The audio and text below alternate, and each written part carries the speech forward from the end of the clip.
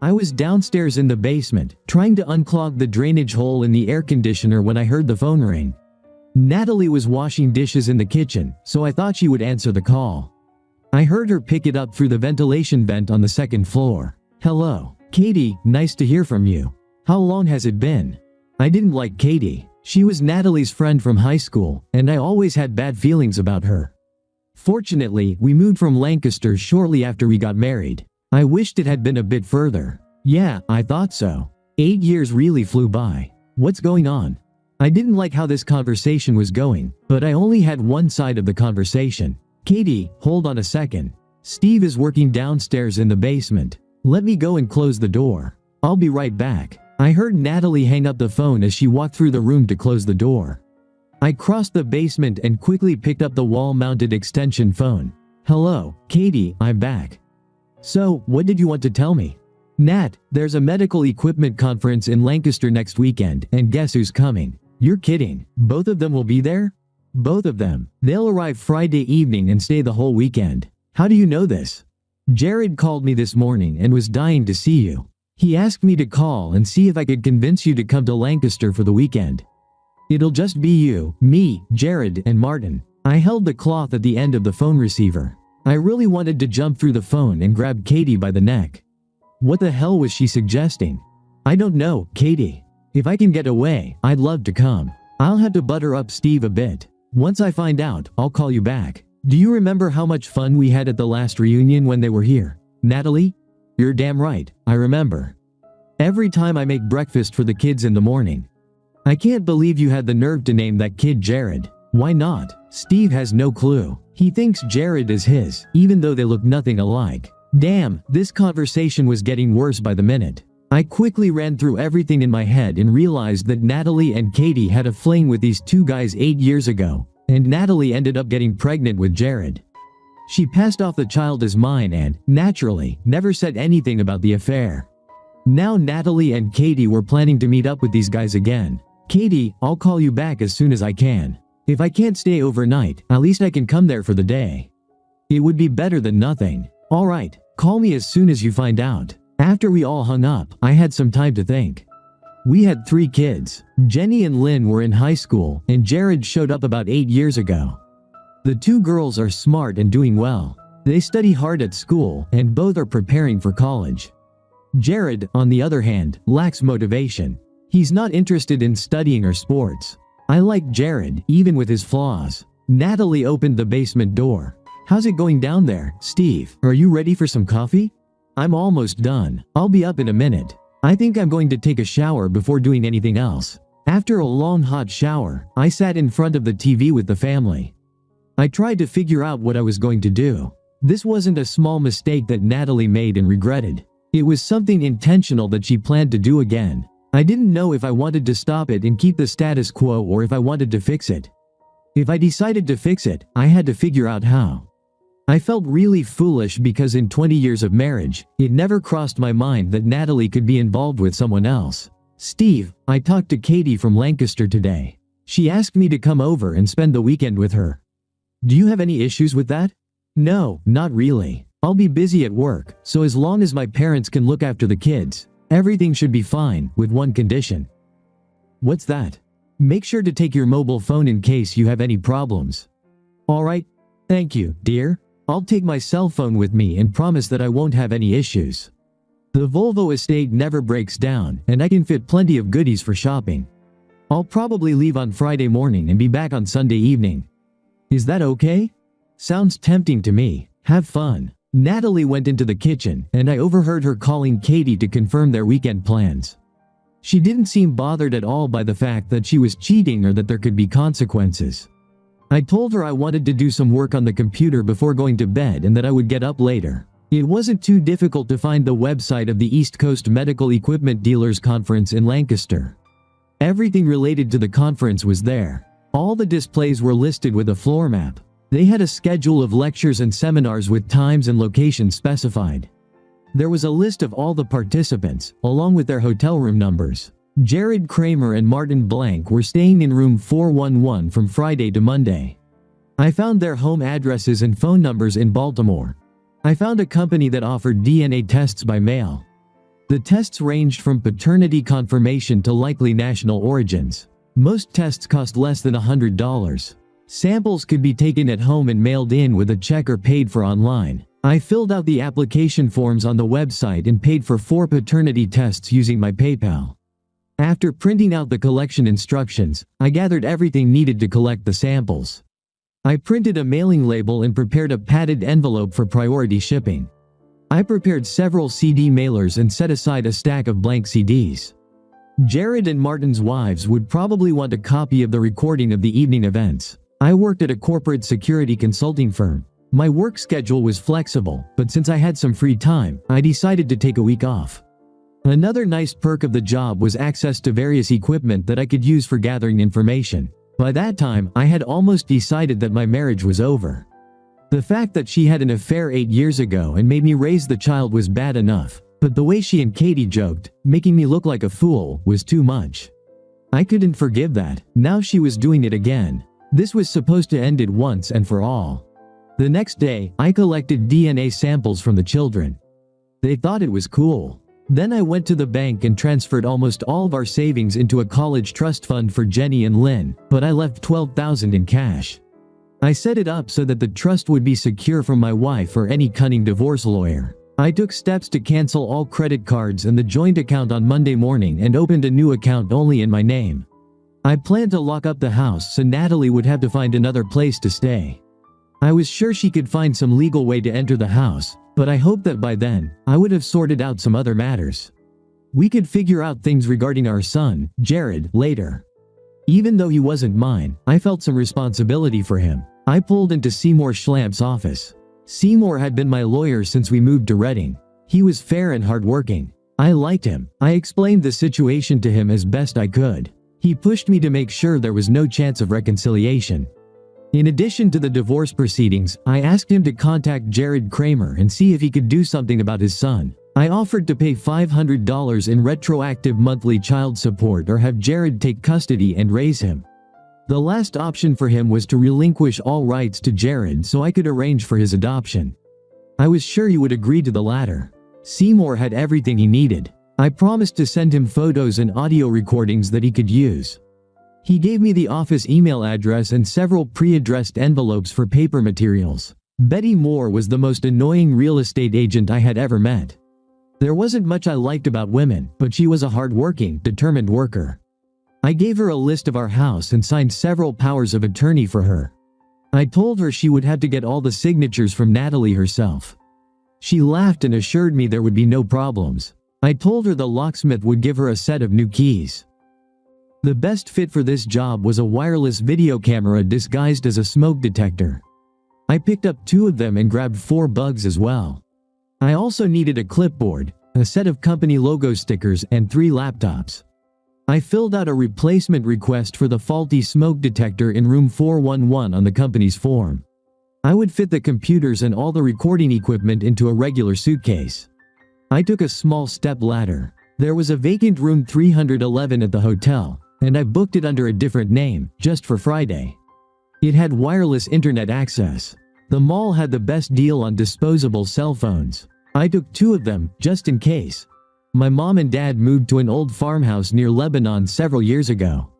It was too big for just the 2 of them, but it had always been my dad's dream. He had a big vegetable garden, chickens, and an orchard. Jared loved going there. They were more than willing to put up with us for as long as needed. My dad liked Jared but called him Jake. He said Jared sounded like a sandwich salesman. Jared seemed to prefer the name Jake over his real one. A few years ago, Dad bought a big mobile home and a little Kia to tow it with. He used it 3 times and lost interest. I told Dad to get the mobile home ready and prepared. I knew the girls would be upset about leaving their friends for the summer. They had 1 more year in high school before college, and they wanted to finish it at a prep school in Vermont. Natalie didn't want to spend the money. Even though they were a year apart, they were in the same class.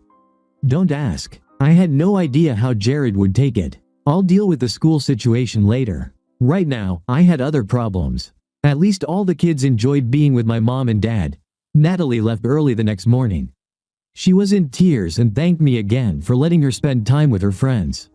I told the kids to get ready for the trip and pack enough stuff for the whole summer.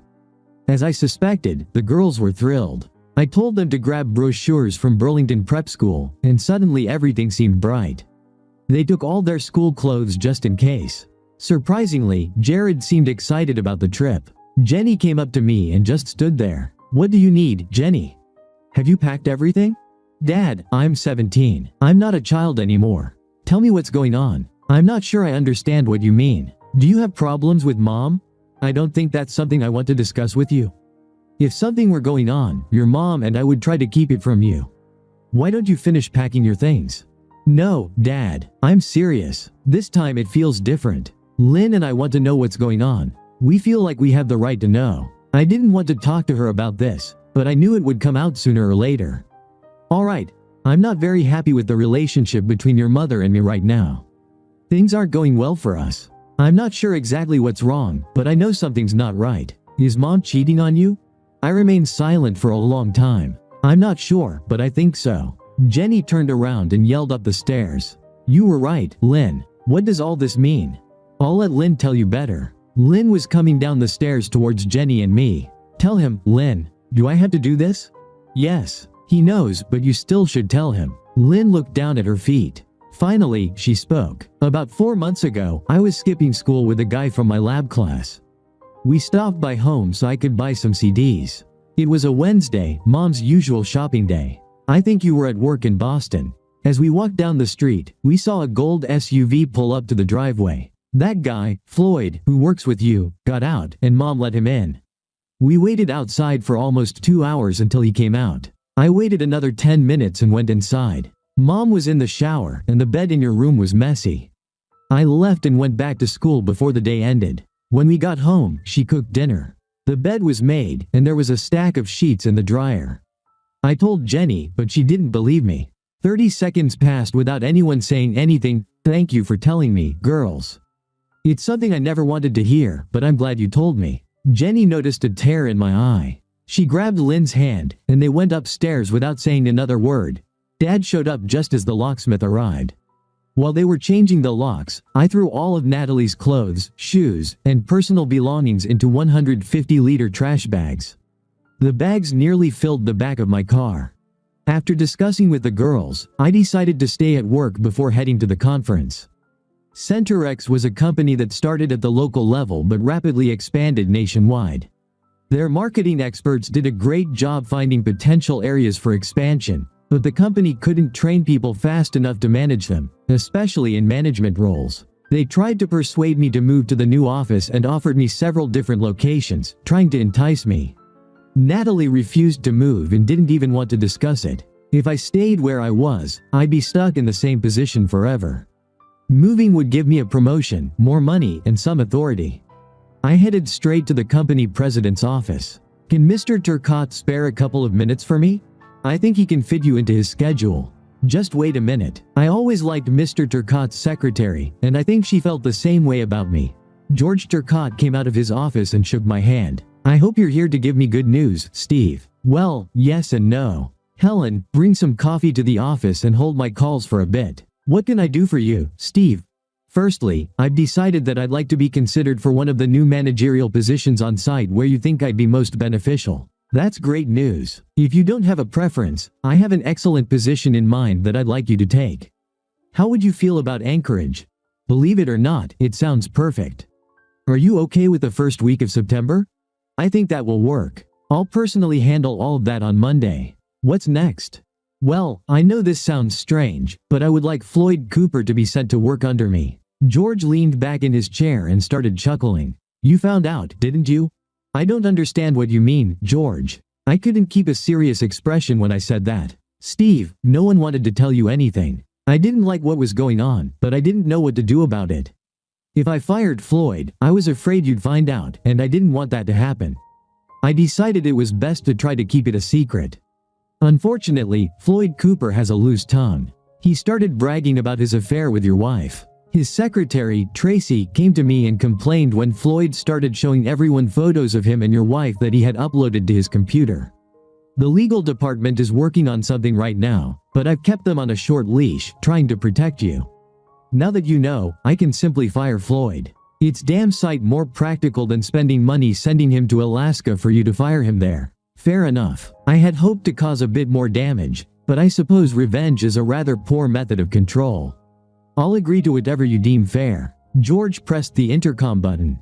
Helen, connect me to Tracy Tolliver. Explaining to Tracy what we were doing, we went down to Floyd's office. Floyd was working in Allentown. Tracy Tolliver was a very attractive woman. She was just under 30 and aging very well. The combination of chestnut hair and blue eyes always captivated me. She stood just a few inches over 150 centimeters, but carried herself like an Amazon. I never understood how Floyd had the best receptionist in the whole building. Later, I found out that she had asked 3 times to be transferred to my office, but my secretary wouldn't budge. You'll need these. She handed over 4 blank CDs. Look in the Pending Invoices section and click on Stoddard. Make one for yourself, one for your lawyer, one for our legal department, and one for Floyd's wife. I have the mailings ready, but I need the name of your attorney. I was stunned by her efficiency. This woman knew what she was doing and exactly how to do it. Seymour Schlamp. His office is on Franklin Street. George and I entered Floyd's office while Tracy was typing in the final address. There were 20 photos of Floyd and Natalie engaged in every imaginable kind of sex. They were of poor quality and looked like they were taken from a webcam. It also meant that Floyd probably had a full-length video somewhere. They weren't taken in our bedroom. George tried to be polite about it all, but he couldn't help but stare at my wife. I was a bit dismayed because every guy in the building probably saw what I was looking at now. After checking them all, I simply copied the file onto each of the blank CDs. Tracy poked her head into the room. Delete the damn file once you're done copying this crap. I handed Tracy the 4 discs. She put each of them in an envelope and gave me one back. Don't let your kids get a hold of this. I'll send these 3 out Monday morning. I told George about my plans at the hotel. He didn't like that the company was involved, but he agreed with it. There was a work crew in the area on Monday, and he said he'd ask them to come by and remove the cameras I was planning to install. George and I shook hands. I thanked him, and he thanked me. I think it was a good meeting. The trip from Reading to Lancaster took about an hour. After parking in the backyard, I checked in, paid in cash, and got the keys. The first thing I did was change into my work clothes. The maid on the 4th floor was quite friendly. I showed her my work order, and since no one had checked into the room yet, she let me in. Installing the fake smoke detectors took only about 20 minutes. There were 2 king-size beds in the room. I was able to position the cameras to get a good shot of each bed and parts of the room. Don't worry, I was a professional. I hoped none of the guests would notice they were in a room with 3 smoke detectors. I returned to the room, changed, and started setting up all my equipment. The pizza delivery guy arrived about half an hour later. By 3 o'clock, everything was ready. Both cameras worked great. The pictures were clear even in normal room lighting. My laptop was on and running with a good high-speed connection. One camera was set to record every movement automatically, and I manually operated the other. Damn, I loved my job. I had one problem. I didn't know where Natalie was. I dialed her number on my cell. Hi, Steve. Isn't caller ID a great thing? Hi, Natalie. Just checking if everything's okay. The kids are with my parents, and I'm still at work. Where are you now? We're still at Katie's. Her husband, Ray, is going to watch their kids. Katie and I are staying overnight at Melanie Thompson's house. There will be a couple of other girls from school. It should be fun. Sounds like fun. Take some pictures. In your dreams, pervert. Who's this guy Ray with Katie? Do I know him? I think so. It's Ray Wilson. He was on your football team. Oh, right. I remember Ray. What does he look like? A bit heavier, a bit balder, and a bit softer. Sounds like regular aging to me. Okay, Natalie. I'll let you go. Have fun and call if there are any issues. Love you. Love you back. Bye. I remembered well that Ray was a big jerk and unpleasant to deal with. If they were about to leave, it meant they would be here soon. I figured they would use Natalie's car, which suited me just fine. Around that time, there was some activity in the room. Camera number 1 started recording just as it was set up. There was a lot of idle chatter about the trip and other trivial matters. They were both quite big guys. Jared had dark hair and dark eyes, while Martin was a bit balding and looked pale.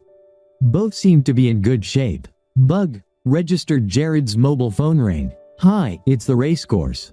How can I assist you?" They both seemed delighted by this. I wondered how many times they had used this before. "We're here, sweetheart, and we're eager to chat. What do you fancy?" I assumed he was talking to Katie. "All right, it's the Boondocks. We'll meet you downstairs in about 2 minutes." At least they were planning to feed them first. I sat there, boiling with anger over all of this. If I hadn't been so engrossed in the mechanics of what I was doing, I probably would have been preparing to stomp someone. I immediately left the room and headed towards the stairs at the end of the corridor. Standing around the building's corner, I could see Natalie and Katie waiting in the lobby. They giggled like a pair of schoolgirls. A minute later, Jared and Martin came out of the elevator. Natalie immediately took Jared's hand and kissed him on the cheek, like a wife kisses her husband. The four of them walked out and got into the black Mercedes. As they drove off, I surveyed the parking lot and spotted the Volvo parked in the back row. At least she was trying to behave a bit discreetly. About 5 minutes later, I was loading bags of her clothes and other items into the car. I was sure she would return from the restaurant slightly tipsy and wouldn't notice anything in the car. I left a note on the driver's seat explaining that the locks had been changed at the house and that I was taking the kids on an extended vacation. I headed to Taco Bell and fueled myself for the rest of the night. They were having ribs and I was having a high-quality burrito. Life just isn't fair. I returned to my room and waited for the inevitable. I tried to think of a few more things I could do. I had about an hour until they returned to the room. I knew what would happen when they arrived. What I didn't know was exactly what I was going to do. Well, I largely came to the conclusion that they didn't gather to play canasta. I knew what would happen for the rest of the evening and I didn't like it. I thought we had a good life with Natalie. I assumed she was happy because she never complained and didn't show any signs of being dissatisfied. She fed me all sorts of nonsense when Jared was born. She said she was glad we had a boy because every man should have a son. I wondered if she had called Jared's real father and congratulated him at the first opportunity. Damn, thinking about it was depressing. I regretted all the years spent with this woman who could cheat on me out of the blue and not feel guilty about it at all. A woman who could make me raise another man's child and find it amusing. It was hard to feel any sympathy towards her at that moment. I continued preparing everything. Maybe I was too prepared, but it was the only chance I had, and I didn't want to miss anything. They burst into the room, laughing and giggling. Martin brought a bottle of something, and within the first minute, they filled 4 glasses. Katie grabbed 2 pillows from the bed and threw them on the floor. "All right, let's begin. The winner gets top marks." At these words, there was an explosion of laughter. How are we going to have a threesome when there are only 2 guys? Natalie picked up on this question. Hey, girls also love it when they're licked. After a long bout of giggles, Katie and Natalie took off their tops, bras, and dropped to their knees in front of the guys. 2 pairs of pants and boxers hit the floor a second later. Both girls had wide smiles on their faces when Katie shouted, "Go ahead." I couldn't believe I was watching my wife do it with such enthusiasm. It was a competition that the 4 of them enjoyed to the fullest. I was not only angry but also jealous. The cameras were working perfectly. I had to distract myself from the orgy to make sure I captured everything. Since I could control the camera's zoom manually, I recorded a couple of minutes of excellent sucking. It was almost as good as a regular adult movie. They kept doing it again and again. And then, there was a break in room 411. Katie went to take a shower while Natalie brushed her teeth. Jared and Martin were just relaxing with a couple of beers. I took a disposable phone and dialed Baltimore. "Hello, Mrs. Kramer? This is Walter Perkins from the Medical Equipment Conference in Lancaster. Are you Mr. Jared Kramer's wife?" "Yes, but he's not here right now." "I know. Your husband and Mr. Blank received special recognition tonight at the conference. We'd like to send you photos from the ceremony by email. Do you have an email account where we could send them?" "Of course. Here it is." "That's great. Do you happen to have Martin Blank's wife's email address so I can send the photos together?" "Sure. Here it is." "All right, that's all I need. The photos will be with you in a few minutes." Sure, she could track transmissions through the hotel's wireless network, but it didn't matter to me because I had no connection. There was a lull in conversation in room 411 as they caught their breath. "So, Natalie, is your dear husband taking good care of my son instead of me?" "Of course, silly. It's been 8 years, and this idiot still hasn't figured out that the child isn't his. Steve lives in his own world. He wouldn't understand even if a letter came in the mail. It would be nice if you occasionally sent a birthday gift or something like that. Oh yes, that would be cool. All he needs is to see something like that to give him a clue. Katie chimed in. Damn it, I have 3 snotty kids running around at home, and my idiot isn't the father to any of them. He's so busy chugging beer that he would never understand they're not his. Everyone had a good laugh at poor Ray's expense, and I ended up with a good audio clip. I got tired of all these events, so I decided to put them off until the night. I logged onto the streaming site and chose an unused room. After a few recordings, I had a live stream from room 411 broadcasting to the website. I added a headline to the page, Natalie and Katie with Jared and Martin. My wife and her friend thought the break was over and started getting rough with the guys again. The internet stream was going well, and the viewer count crossed 100. It took me about 20 minutes to gather everything for the exit. I left the computer with the live stream running as a parting gift. By that time, over 400 perverts were watching the show, and I'm sure a few were recording it for later distribution. I shut down the final setup and called Ray Wilson. Hey, Ray, are you sober? Yeah, who's this? Just a friend, Ray. I want you to listen to something. I played a short audio clip I made with Katie. Son of a bitch, where did you get this? Ray, she's in room 411. There are 2 guys there, and they're pretty big, so if you're planning to go, take a bat or something, otherwise they might beat the shit out of you. Ray didn't say another word, and I heard the phone disconnect. I had just finished loading the GPS when Ray jumped out of the Ford pickup with a short aluminum bat and stormed into the building. I was tired, but I enjoyed the ride back. The mobile home was all set up. I handed Dad a set of keys to the new home. Mom had gone to Lancaster to visit Natalie at her parents' house, while Dad drove some guys to our place and helped move all the furniture and stuff. They had enough space to store things in the shed. Mom thought it would be interesting to hear Natalie's version. My parents had the number of one of the phones they threw away. I kept my cell, but planned to keep it mostly off. Dad will take things back to CenterX on Monday. It was late to set out, but I wanted to be far away when Natalie realized what was happening. We had a van parking spot reserved near Hagerstown, where we could hit the highway nicely in the morning. The girls planned the trip for us. They did a pretty good job. The only thing I did was shorten the distance between stops because gas was killing me. I was glad I brought plenty of cash. We spent 3 days at Disney and were heading to Chattanooga to visit the aquarium. Jenny asked if she could call Mom. Hi, Mom, it's Jenny. Yes, just wanted to let you know everything was fine. Yes, I know. We're all having a good time, even Jared. We miss you too. We'll call every couple of days to update you. Okay, tomorrow night, we're heading to Orlando. We'll be at Disney for almost a week. We have tickets to the park every day. I couldn't believe it. My daughter was covering for her mother. How cool is that? We're staying at the Orleans Hotel right at Disneyland. It's going to be so great. Okay, we'll call you in a couple of days. Bye. Jenny, I can't believe you did that. It was really disgusting. I know. Lynn and I thought it would be appropriate. You do realize that your mom is on the phone right now talking about the plane ticket and hotel reservation. We figured she should do that. She still needs a vacation, Lynn interjected. Jared was watching a DVD and enjoying his own company. 2 weeks later, Lynn called her mother. Natalie was very upset because she had been looking for us in Orlando for a whole week. Lynn said that instead, we stopped at Six Flags and tried to change the subject. Lynn and Jenny kept her on the phone for almost 20 minutes, listening to her ramblings. Eventually, Jenny said she was sorry if she misled her and promised to call her back in a couple of days. My little demons giggled for another half hour after hanging up.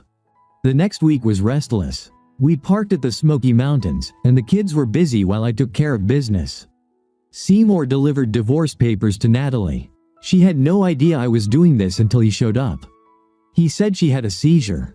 He explained that she could hire a lawyer to contest the divorce, and told her what she was up against. He had photos of her and Floyd, the group in room 411, and DNA test results. Jenny and Lynn were mine, but not Jared. Natalie hired a lawyer, but eventually agreed to what Seymour proposed. Seymour visited Big Jared at the hospital in Baltimore. Katie's husband did a great job on him and Martin. Ray was facing about 5 years in prison. I asked Seymour to help him. Both of my wife's lovers stayed in the hospital for over a week, and while they were recovering, they were handed divorce papers. They had nowhere to go when they were discharged. Jared signed a paper renouncing all rights to his son, Jared. In addition to broken bones and ribs, Ray literally crushed the genital area with a bat. Doctors didn't have much hope for his recovery. Betty Moore found a buyer for the house. She spent a lot of time convincing Natalie to sign all the papers, but in the end, she wore her out. I didn't need to sign anything or be present at the closing due to the power of attorney I signed. Summer was quickly coming to an end. I had a chance to improve my relationship with the kids. I spent a lot of time talking to Jared. He liked the farm where mom and dad lived. I asked him if he would like to stay on the farm full-time, and he jumped at the chance. Dad really liked having him around, and I knew he would be happy to take him in. Seymour filed adoption papers so that my parents would have legal authority to provide for him and take care of him. The only thing Seymour didn't like doing was making Natalie agree to it. Natalie didn't know this, but Dad also officially changed Jared's name to Jake. The girls fell in love with the school in Burlington. The end of summer in Vermont was beautiful. We spent a few days getting them settled, and then Jake and I headed back to Keystone State. I contacted Mr. Turcotte and found out that everything was ready for my move to Alaska. Tracy was already on site and had set up a temporary office. That was good news. She also had an apartment for me and a company car ready for my arrival. I left the motorhome with Dad to get rid of it. 6 months later, everything finally settled. The divorce was final. The girls did well in school and both received scholarships to James Madison University in Virginia. They were happy and excited to be on their own. They hadn't heard anything from Natalie except for a few phone calls.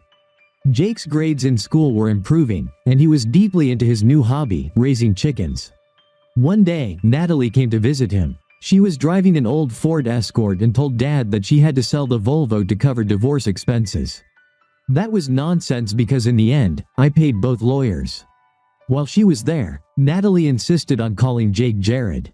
Jake corrected her every time and eventually walked away. Natalie continued to vent on my dad about how awful it was to take away a child's birthright. Dad said it was too easy a shot, so he passed it up and just left with Jake. Jake's mother never came back to him. She got $11,000 from selling the house. She and Katie decided to celebrate the divorce and went to Las Vegas. All the money was gone in 4 days. I don't know what Natalie is doing now or where she lives. Maybe she moved to Baltimore. Needless to say, I love Alaska. Thank you for being with us and listening until the end. If you found it interesting, please subscribe, give us a like, and leave your comments.